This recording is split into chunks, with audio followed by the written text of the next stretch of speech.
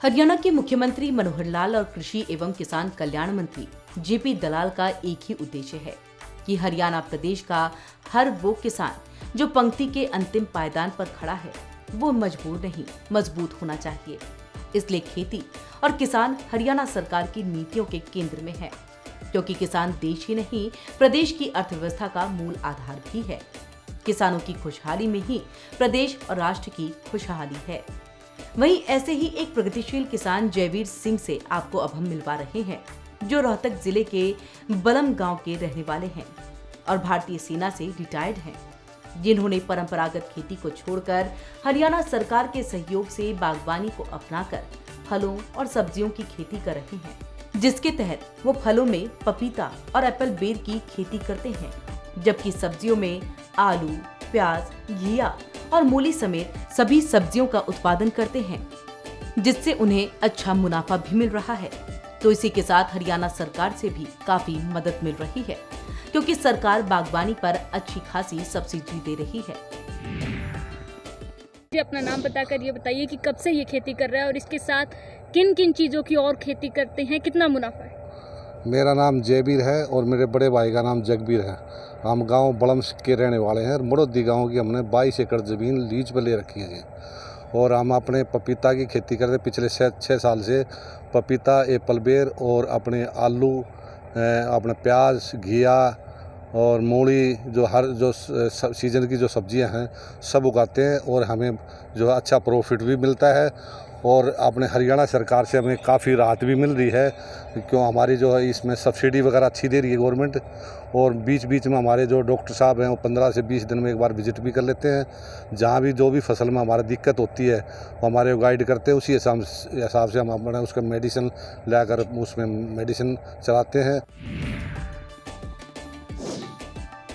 वहीं उन्होंने बताया कि पहले परंपरागत खेती के तहत गेहूं, सरसों और धान की खेती करते थे, लेकिन उसमें ज्यादा मुनाफा नहीं होता था। लेकिन बागवानी को अपनाने के बाद मुनाफा कई गुना बढ़ गया है। और इसी के साथ उन्होंने कहा कि किसान भाइयों को परंपरागत खेती के बजाय बागवानी पर विशेष ध्यान देना चाहिए और ड्रिप के जरिए ही सिंचाई करनी चाहिए, जिससे पानी की बचत होती है और पैदावार भी अच्छी होती है। जो पहले तो गेहूं की और सरसों और अपने इसकी धान की खेती करते थे, तो उसमें हमें इतना कोई ख़ास इतना प्रॉफिट नहीं होता था। अभी जो है हमारा ये मानो कि कम से कम 3-4 गुना तो है ही है। और जैसे पपीता, इसका तो कोई कह ही नहीं सकते, ये 10 गुना भी हो जाए, 6 गुना भी हो जाए, 5 गुना भी हो जाए, ये सब रेट के ऊपर डिपेंड है। रेट बहुत अच्छा है पपीता का और बहुत अच्छी यहाँ तो बहुत अच्छी पैदावार। अगर यहाँ के आसपास के लोगों को मैं एक राय देना चाहता हूँ कि आप 20 लाइन में आके जो है पपीता वगैरह, बागवानी वगैरह, सब्जी वगैरह में ज़्यादा विशेषकर ध्यान दो। इसमें एक तो यहाँ पे जो है हमने पूरा ड्रिप सिस्टम कर रखा है, जो पानी की है वो पानी भी कम लगता है इनमें और इसमें पैदावार भी ज़्यादा है। पानी की खपत कम है और आने वाला टाइम में हमें पानी की दिक्कत भी होगी, इसलिए लोग इसे ड्रिप सिस्टम से जोड़े ताकि पानी भी कम लगे और हमारी पैदावार भी अच्छी हो और ये पानी भी हमारे आने वाली पीढ़ी के लिए भी बचा कर रखें हम। प्रगतिशील किसान जयवीर सिंह ने पपीते की खेती के बारे में जानकारी देते हुए बताया कि पपीते की पौध महाराष्ट्र से मंगवाते हैं, जिसे पूरी तरह से तैयार होने में 8 महीने का समय लगता है और इसकी बिक्री रोहतक मंडी में हो जाती है। इसके अलावा उन्होंने किसान भाइयों से अपील करते हुए कहा कि हरियाणा प्रदेश में किसान अगर पपीते की खेती करेंगे तो ज्यादा मुनाफा होगा। अच्छा, पपीते के पौध की बात करें तो कहाँ से लेकर आते हैं? ये हम महाराष्ट्र से लेकर आते हैं जी। कितना समय लगता है तैयार होने में? ये जो है 8 महीने में फल जो है अपने बिक्री में चला जाता है, मंडी में चला जाता है। अच्छा, इसकी बिक्री कहाँ होती है? बिक्री मंडी में, हमारे रोहतक मंडी में चली जाती है। और मैं किसान भाइयों से ये प्रार्थना करता हूँ कि आप यहाँ जो है इसकी पपीता खेती करो। यहाँ पे हमारे जो लोग महाराष्ट्र से, जो मंडी वाले महाराष्ट्र से, गुजरात से ले जाते हैं, अगर हम यहाँ पैदा करेंगे तो उनमें भी फ़ायदा है और हमारे को फ़ायदा है। हमारे को बेचने में दिक्कत नहीं आएगी बिल्कुल भी पपीता की। और उनको वहाँ जाकर वो लोग वहाँ जाते हैं, गुजरात महाराष्ट्र से ख़रीद के लाते हैं, उनकी परेशानी कम हो जाएगी और हमारी पैदावार भी बढ़ जाएगी और हमारे मंडी वाले भी ज़्यादा परेशान नहीं होंगे। नज़दीक यहाँ से अपने हमारा माल उठा लेंगे। उनका कहना है कि वो 6 साल से 2 एकड़ में पपीते की खेती करके 5 से 6 गुना मुनाफा कमा रहे हैं और इसके अलावा वो पपीते के बाग को और बढ़ाने का विचार कर रहे हैं, जिससे उनका मुनाफा और बढ़ेगा। अच्छा, कितने एकड़ में करते हैं आप पपीते की खेती? अभी मेरे 2 एकड़ जो है तैयार है, अभी मंडी में जाने के लिए 10 दिन के अंदर अंदर चालू हो जाएगा।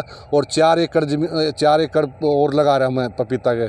4 एकड़ जो है मेरा यहाँ जो खेत तैयार है और 4 एकड़ की मेरी कल या परसों तक महाराष्ट्र से प्योद आ जाती है और 1 हफ्ता के अंदर अंदर में जो है 4 एकड़ और पपीता लगा रहा है, जो कि मार्च और अप्रैल में चल जाएगा, फ्रूट देना चालू कर देगा। प्रगतिशील किसान जयवीर सिंह ने कहा कि वो अपने खेत और बाग में ऑर्गेनिक खाद का इस्तेमाल करते हैं और किसी भी केमिकल युक्त खाद का इस्तेमाल नहीं करते, इसलिए उनके खेत में उगी सब्जी साधारण सब्जी के मुकाबले जल्दी खराब नहीं होती। खाद हमारा तो ज़्यादातर तो हम जो है ये एक तो शुगर मिल की मैली है वो यहाँ इसमें लेता है और गोबर गाय का भी और भैंसों का भी लेता है। उसका जो सैलरी है वो हम अपने खेत में चलाते हैं, जैसे खुला पानी चलाता है ऐसे हम अपनी सैलरी, मैंने कनेक्शन ले रखा है वहाँ प्लांट से, तो मेरा खेत में पूरा मैं ये वो सैलरी चलाता हूँ मैं। फर्टिलाइज़र ये मानो 90% मैं फर्टिलाइज़र नहीं डालता अपना खेत में। देखो जी एक बात बताऊँ, ये जो हमारी सब्ज़ी है, हमारी सब्ज़ी यहाँ से दिल्ली तक जाती है। हमारी जो गुड़गांव दिल्ली के लोग अच्छे हैं ना, और सेक्टर जो है रोहतक के सेक्टरों बंदे यहाँ पर आ जाते हैं, यहीं से सब्ज़ी 10-10, 15-15 दिन की सब्ज़ी ले जाते हैं। हमारी सब्ज़ी कभी भी ख़राब नहीं होती। ये जो गंदा नाला के ज़्यादा फर्टिलाइज़र डाले ना तो उसमें टेस्ट होता है, और जैसे घिया वो 2 दिन में काली पड़ जाएगी, हमारी तो 1 महीना भी काली पड़ेगी। मैं गारंटी देता हूँ, अगर हमारी यहाँ से घिया लेकर जाएगा बंदा, वो 1 महीना तक ख़राब नहीं होता, क्योंकि हमारा आधा परिवार जयपुर रहता है और यहाँ से हम जब भी कोई जाता है तो कम से कम 20-25 किलो घिया भेजते हैं और वो 1 ही महीना तक वहाँ खाते रहते हैं। उसमें कोई दिक्कत नहीं आती हमारी सब्जी में, हमारी सब्जी खराब नहीं होती। उनके मुताबिक घिया की खेती में अच्छा मुनाफा हो रहा है, क्योंकि घिया की खेती के लिए प्रदेश सरकार 1 एकड़ में 15,000 की सब्सिडी दे रही है, जिससे घिया की खेती में 5 से 6 गुना तक मुनाफा हो जाता है। अच्छा, 1 एकड़ में अगर बात करें तो कितनी लागत है और उसमें कितना मुनाफा? देखो जी जैसे घिया का है, अब की बार अच्छा रेट चल रहा है तो इसमें जो है हमें अच्छा प्रॉफिट हो रहा है, और गवर्नमेंट भी हमारे को जो है 15,000 रुपये पर एकड़ की जो है सब्सिडी भी दे रही है, जो कि हमारे जो मतलब रेट अगर अप डाउन हो जाते हैं तो उसमें हमारा जो है कवर कर जाता है। और कम से कम घिया में तो ये मानो कि कम से कम 5 से 6 गुना इसमें हमें प्रॉफिट होता है। प्रगतिशील किसान जयवीर सिंह ने कहा कि पपीते की खेती के लिए 1 एकड़ में 70 से 80 हजार रुपए लागत आती है और 42,000 सब्सिडी सरकार से मिल जाती है, जिसके तहत 1 एकड़ से करीब 5 लाख रुपए तक का मुनाफा हो जाता है। हमारे को पपीता की लागत ये है 70 से 80 हज़ार रुपये 1 एकड़ की हमारी बैठ जाती है लगाने से और जब फ्रूट चालू होने तक। और हमारे को 42,000 रुपये सब्सिडी गवर्नमेंट हरियाणा गवर्नमेंट से जो है सब्सिडी कुछ सेंटर से आ रही है, कुछ हरियाणा गवर्नमेंट दे रही है, तो 42,000 रुपये हमारे को सब्सिडी मिल जाती है। और पपीता का ये है कि मैं आपको बताऊं कि अब की बार तो ऐसा लग रहा है कि हमारा 1 एकड़ ही 5 से 6 लाख रुपये बैठ जाएगा, जो अब की बार रेट बहुत अच्छे चल रहे हैं। अभी 50 रुपये तो थोक का भाव चल रहा है, तो हमारा खेत में एक पेड़ कम से कम भी मानो 70 से 80 किलो के आसपास एक पेड़ देगा हमारे। उन्होंने कहा कि हरियाणा सरकार किसानों की काफी मदद कर रही है, जिससे किसानों को काफी राहत है। वो खुद सरकार की योजनाओं और नीतियों से काफी खुश हैं। प्रदेश के मुख्यमंत्री मनोहर लाल किसानों के बारे में बहुत कुछ सोच रहे हैं। अच्छा, मतलब सरकार जो बात किसानों की आय दुगनी करने की बात करती है, वो कहीं ना कहीं सही है। बिल्कुल सही है जी, अगर लोग इसको समझें अच्छी तरह तो इसमें कोई दोरा नहीं है। सरकार भी मदद कर रही है और अपने टाइम पर अपनी जो अपनी मिट्टी की जो हम जैसे जांच कराते हैं उससे हमें ये पता लग जाता है हमारी मिट्टी में ये कमी है, वो हम उसकी पूर्ति करते हैं उसकी। और मतलब अभी वो पहले वाला ज़माना गया, अभी तो हर चीज़ जो है मतलब हमारी मेडिकल टीम भी जो है बड़ी सक्रिय हो रही है, हमारे पास किसानों के पास आती रहे, गाँव में भी इकट्ठे करके लोगों को राय देती है।